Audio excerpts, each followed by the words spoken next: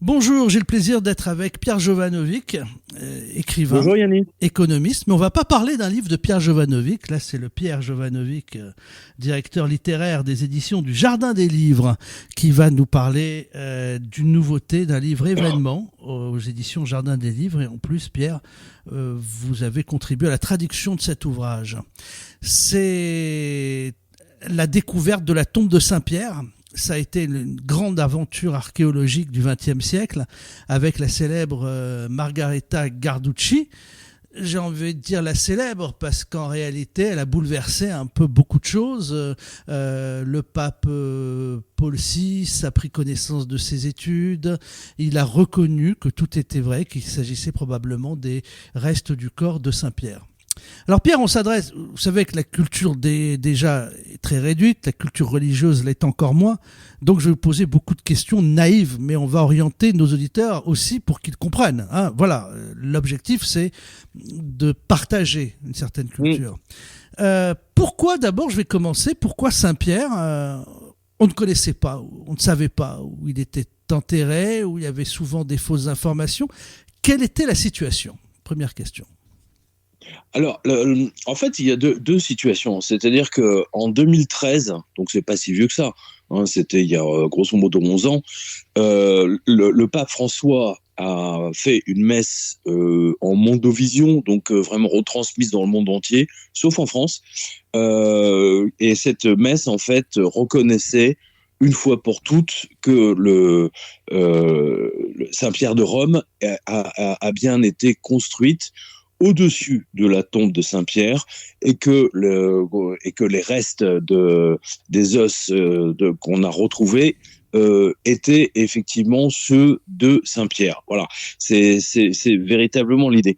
Et la raison pour laquelle on l'a publié, c'est d'une part parce que c'est complètement, en France, c'est totalement censuré. Moi-même, je suis tombé des nues, hein, bien entendu, et en découvrant donc l'ouvrage de Margarita Guarducci, c'est une véritable enquête policière, hein, c'est de l'Agatha Christie, hein, d'ailleurs elle est contemporaine d'Agatha Christie, et quand on lit ce livre, mais c'est purement incroyable. Je veux dire, il y a que deux découvertes archéologiques qui sont de même niveau, c'est celle de Carter, hein, avec la tombe de Toutankhamon, et bien entendu la découverte de Troie par Schliemann. Voilà, donc c'est les trois plus grandes découvertes archéologiques, et celle de Margarita Guarducci nous concerne tous, hein, bien entendu, puisque on vit quand même encore dans un pays catholique, hein, je précise, mais aujourd'hui, vous savez, comme on est dans une époque où on retire les statues de Saint-Michel, où on détruit les églises, etc., je comprends que la France ait choisi, enfin du moins de ne pas retransmettre, de ne pas parler de cette messe du pape François qui validait effectivement la découverte de Saint-Pierre. Alors moi je précise simplement, c'est que les protestants, eux, ont toujours dit que ça se trouve Saint-Pierre n'a jamais mis les pieds à Rome, c'est le cas de le dire, et en plus, et donc du coup, la basilique de Rome n'avait pas lieu d'être. Et ensuite, vous avez des archéologues israéliens qui ont fait des séries entières en disant que Pierre n'a jamais existé, etc., etc. Donc, vous voyez, là aussi, il y a véritablement, en fait, il y a une guerre d'information. C'est très très intéressant. C'est une guerre de l'information archéologique, mais effectivement validée ou pas la présence de Pierre dans ce tombeau, eh bien ça donne la validité au Christ, hein, bien entendu. Voilà. Alors Margarita Garducci, on va préciser qui elle est.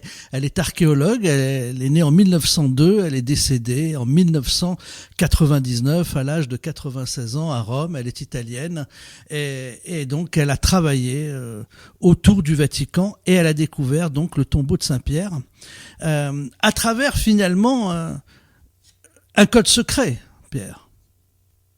Alors effectivement, mais précisons si vous voulez que je veux dire, avec ce livre, en fait, vous savez, on est dans, je sais pas si vous avez vu ces films, le Retour vers le futur, hein, où ils passent du présent dans le passé, puis ils reviennent, ils vont dans le futur, etc. Bah, là, c'est véritablement ça. C'est-à-dire qu'en fait, tout commence lorsque le pape Pie XI, donc là, on est en 1939, hein, juste avant la guerre, et donc Pie XI demanda à être enterré près du compagnon de Jésus. C'est-à-dire qu'en fait, il a dit, je veux être entouré près de la tombe de Saint-Pierre. Et comme il n'y avait pas de place, les ouvriers ont commencé à taper un peu dans tous les sens pour voir s'il y avait un peu de place. Et à un moment donné, ils ont tapé un peu trop fort. Donc il y a une dalle qui s'est effondrée et les ouvriers sont tombés dans un trou, comme un trou temporel, et ils se sont retrouvés dans une véritable nécropole du 1er siècle. Et en fait, ils avaient, je veux dire, au Vatican, ils avaient même oublié qu'ils savaient même pas que ça existait, qu'il y avait une véritable nécropole du 1er siècle. Et c'est ça qui est intéressant. Et justement, Margarita Guarducci a fait ses armes, notamment en Grèce, parce qu'elle est archéologue, bien sûr, mais surtout elle est épigraphiste. C'est-à-dire qu'en fait, elle analyse en fait les graffitis sur les murs, hein, parce qu'à l'époque, il n'y avait pas de radio, de télé, même de papier ou de presse écrite, hein, donc le peuple s'exprimait en faisant des graffitis, en gravant des choses sur les murs, hein, tout simplement. Et il est bien expliqué aussi dans le livre qu'ils gravaient des choses dans le mur, mais parfois ils n'allaient pas au bout de leurs phrases, avec des codes, il y avait beaucoup de secrets. Tout cela s'explique en raison des nombreuses persécutions qui étaient subies par les disciples du Christ à l'époque. Ah ben, bien sûr, parce que ça a duré à peu près 3 siècles. Hein. N'oubliez pas, les chrétiens étaient jetés comme repas du soir aux fauves dans les cirques devant les empereurs qui se servaient d'eux pour satisfaire la foule. Et il a fallu donc la conversion de Constantin pour que celui-ci effectivement s'intéresse effectivement à Pierre, à ce tombeau où il y avait des miracles. Hein, je précise, hein, parce que c'est ça qui est intéressant.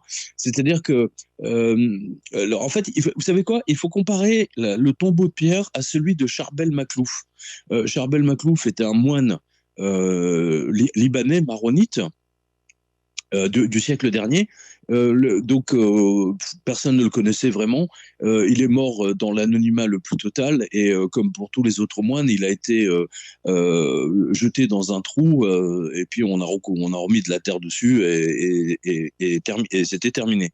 Et en fait, il y a eu une série d'événements surnaturels autour de cette tombe qui a fait que les gens, les citoyens, les villageois ont découvert que effectivement ce moine faisait des miracles, entre guillemets, pour toute personne qui se donnait la peine de le prier ou de déposer des prières sur sa tombe. Eh bien, figurez-vous qu'il s'est passé exactement la même chose pour Pierre, parce que Pierre a été jeté comme un malpropre dans un trou de la colline du Vatican qui, à l'époque, était un dépotoir. C'est ce que révèle Margarita Guarducci. C'était un dépotoir où les Romains avaient autorisé les esclaves à jeter leurs cadavres. Voilà, c'est-à-dire qu'en fait, on mélangeait pas les torchons et les serviettes, comme on dit en français, et donc quand les esclaves mouraient, on les jetait effectivement dans cette partie-là du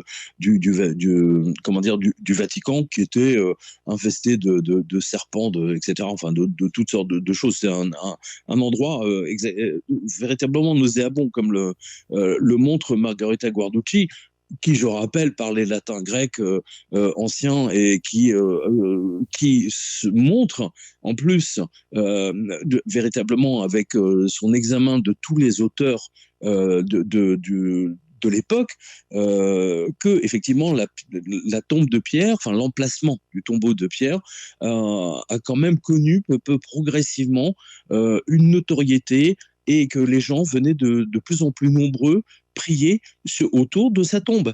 Hein, c'est exactement le même phénomène que pour Charbel Maclouf.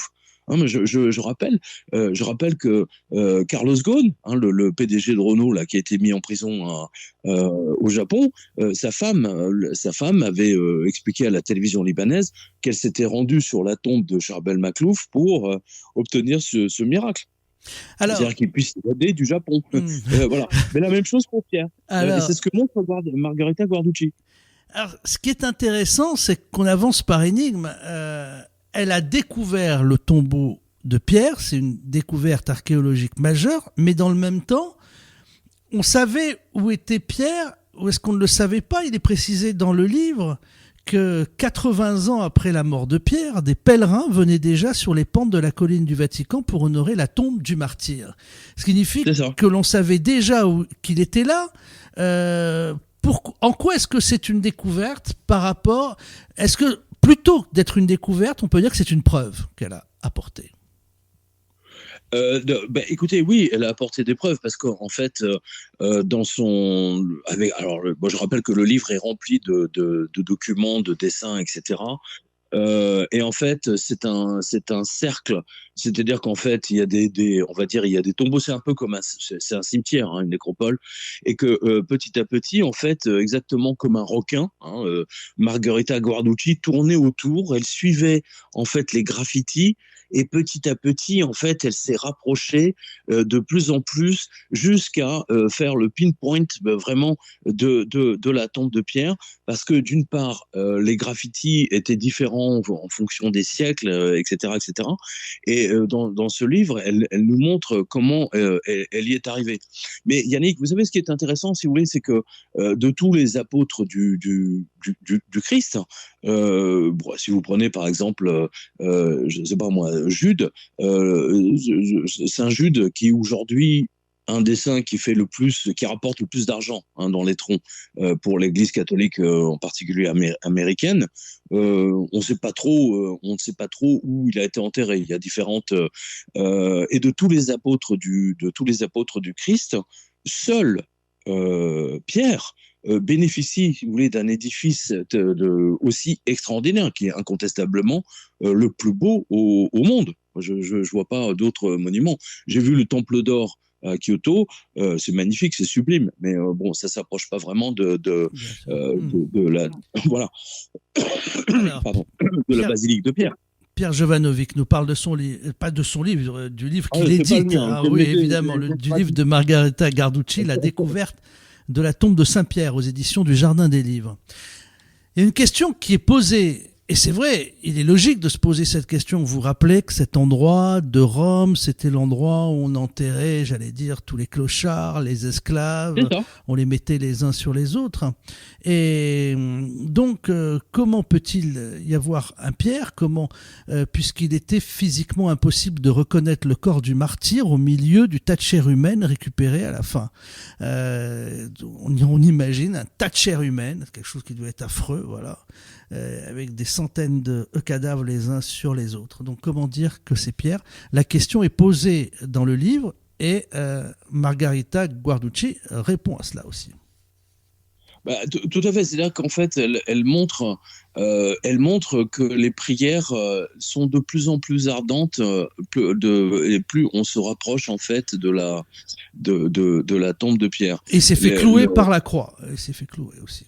Alors voilà, c'est ce que rapporte, on l'a pas le moins, mais je veux dire, techniquement, en fait, là où il a été crucifié, en fait, c'est exactement là où se trouve comment dire, aujourd'hui à Rome, c'est vraiment là où se trouve ce monument égyptien. Hein, qui a été ramené par je crois que c'est Caligula de mémoire, hein, qui l'a ramené, et c'est là où il a été crucifié la tête à l'envers. Et alors ce qui est intéressant, si vous voulez, c'est que les os qui ont été retrouvés, effectivement, il manque les pieds. Donc ça correspond finalement, pardonnez-moi ce nom, mais à la légende. Voilà, je reste. Mais ça colle. Ça colle. En fait, il y a beaucoup plus de choses. Voilà, il y a beaucoup plus de choses qui collent à la légende, et notamment, en fait, il y a eu plusieurs, analyses ADN qui ont été faites, notamment, récemment encore, hein, au XXIe siècle. Pour vous dire, si le pape François effectivement a décidé de faire une messe retransmise dans le monde entier, sauf en France, bien sûr. Donc, c'est parce qu'ils ont acquis certitude, effectivement, que les os d'ailleurs, qui ont été montrés aux caméras. Hein, vous avez les photos dans le livre, qui ont été montrés aux caméras en direct, sont ceux de Pierre. Voilà. Mais à nouveau, moi, comment dire, je me repose plus, si vous voulez, sur la phrase tout à fait extraordinaire du Christ, puisque quand il a rencontré Simon, le pêcheur Simon, pour la première fois, au bout de 5 secondes, hein, il lui a dit, tu t'appelles plus Simon, tu t'appelles Pierre. Hein, voilà. Et il ajoute, alors que l'autre, il a fondamentalement rien compris, tu t'appelles Pierre et c'est sur ta tombe que je vais construire mon église. Là, on se rapproche, j'allais dire, on peut faire des parallèles. Oui, c'est ce que vous expliquez, on peut faire plein de parallèles avec cette fois-ci, votre propre livre, Pierre Jovanovic, 888. Hein. Tout à fait, mais je précise que le livre de... je veux dire, c'est après la décision de publier Margarita Guarducci, c'est parce que je suis tombé sur ses travaux, effectivement, pour le livre 888. Hein, c'est ça qui est intéressant.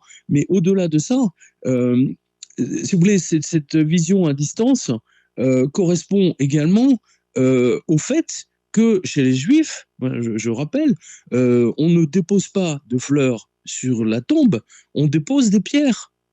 Et qu'a fait le Christ avec le tombeau il a déposé des monceaux et des monceaux de pierres qu'il a organisés comme étant la basilique de Saint-Pierre. C'est quand même extraordinaire. Je veux dire, c'est d'une poésie phénoménale. Je veux dire, c'est inhumain quelque part. Et c'est merveilleux. C'est comme si, en fait, la phrase du Christ, en fait, s'était matérialisée sous nos yeux. Vous voyez. Et moi-même, je n'avais pas compris jusqu'à ce que j'assiste à l'enterrement d'un collègue journaliste que vous avez connu vous aussi, hein, Paul Vermus, hein, où effectivement j'ai vu que sur les tombes, toutes les tombes à côté de la sienne, il n'y avait pas de fleurs, mais juste les gens venaient déposer des pierres. Je trouvais ça et voilà. Et donc le Christ lui-même a déposé une pierre enfin même plusieurs d'ailleurs, tout au long des siècles, depuis 2000 ans. Hein, donc ça a donné la basilique de Saint-Pierre de Rome. Et c'est tout à fait exceptionnel. En fait, ça va au-delà de l'imagination. C'est une preuve, j'allais dire surnaturelle, si vous voulez, des pouvoirs étendus du Christ. N'oubliez pas, sur les 12 apôtres, Simon est le seul à qui il change le nom à la seconde où il les rencontre. C'est comme si en lui disant je bâtirai mon église. Voilà. Oui, non seulement, en plus Pierre. C'est incroyable. Et donc Pierre enterré au Vatican, on l'a su beaucoup plus tard. C'est là où se trouve le Vatican. Voilà. C'est là où il a enterré son église. Ce qu'il y a aussi d'intéressant, c'est que suite à cette découverte, maintenant on a les techniques très évolué de médecine légale. Oui. Il est aussi expliqué dans le livre que toute la médecine légale a confirmé qu'il s'agissait d'un homme d'une 60aine d'années et qu'il avait de l'arthrose, la maladie des pêcheurs. C'est ça, exactement, la maladie des pêcheurs, tout à fait. Extrêmement robuste, à qui il manquait le pied. Voilà, donc ça correspond en tout point. Mais à la limite, si vous voulez, c'est même pas ça qui est intéressant, si vous voulez. Ce qui est intéressant là, je trouve, c'est que non seulement c'est la tombe de Saint-Pierre, et en plus, c'est quand même quelque part, si vous voulez, ramener les protestants, si vous voulez, ça remet l'église au milieu du village, si j'ose dire. Hein, c'est une évidence. Il a fallu attendre 2000 ans la découverte, les preuves apportées par Margarita Guarducci, les preuves apportées par la médecine légale, toutes les études qui ont été faites sur les différents crânes qu'on a retrouvés. Aujourd'hui, on peut arriver à des à des choses tout à fait étonnantes. Hein. J'ai vu récemment, vous savez, là, c'était dans la presse anglo-saxonne. Il y a eu une modélisation, par exemple, du suaire de Turin, et ils ont reconstitué grosso modo le corps, qu'on pense être du Christ à partir de là, et l'image est absolument sidérante. Hein, il faut le préciser. Et donc, pour revenir, si vous voulez, aux 12 apôtres, seul Pierre bénéficie, si vous voulez, d'un tel édifice. Vous en avez deux, vous avez deux autres. Vous avez Jacques, donc à Compostelle, hein, qui a quand même une église absolument extraordinaire. Vous avez Marc, bon, à la limite c'est Venise, mais les autres apôtres, bon, ils ont pas bénéficié, si je peux dire, d'un tel cadeau de la part du Christ, qui s'est véritablement reposé sur Pierre avec ses qualités et ses défauts en fait, le message implicite, si vous voulez, de Saint Pierre de Rome, c'est que Pierre a réussi son destin, du moins celui qu'il avait choisi, c'est-à-dire de créer, on va dire, de répandre le christianisme. D'avoir les clés de la ville. Avoir les clés de la ville. En clair, c'est ça, exactement. C'est ça. Voilà, Pierre Jovanovic. Vous savez, en plus, ce qui est intéressant, si vous voulez, c'est que c'est Morton, H.V. Morton, si vous voulez, c'est un journaliste anglais, qui a préfacé, qui a présenté le livre de Margarita Guarducci donc aux Américains et aux Anglais. Et Morton, bon, aujourd'hui personne ne sait qui c'est, mais Morton est celui qui avait été choisi par Carter pour l'accompagner dans dans ses excavations en Égypte. Et c'est lui, enfin, un des principaux journalistes qui a rapporté dans le monde entier la phénoménale découverte de la tombe de Toutankhamon. Vous voyez, donc il y a une sorte de logique quoi dans tout ça. C'est absolument merveilleux.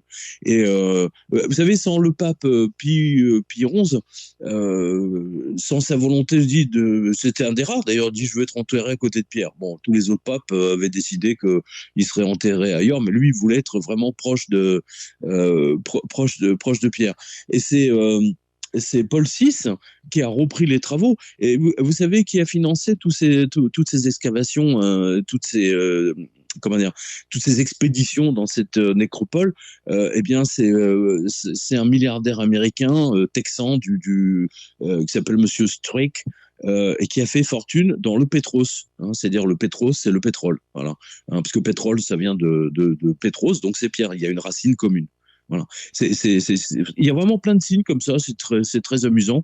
Mais je vous dis, la phrase clé, c'est tu es pierre, et sur cette pierre, je vais construire mon église. C'est exactement ce qu'il a fait. À ne jamais oublier. Et à découvrir donc le nouveau livre du Jardin des Livres, le livre de Margarita Guarducci, célèbre archéologue décédée en 1999, traduit par Pierre Jovanovic, le directeur littéraire du Jardin des Livres. Merci Pierre de nous en avoir parlé. Puis on fait aussi un parallèle avec 888, hein, parce que aussi finalement les deux livres sont très complémentaires. Mon cher Pierre, c'est à commander au Jardin des Livres. Voilà. Merci à vous, Merci Yannick. Pierre. À bientôt.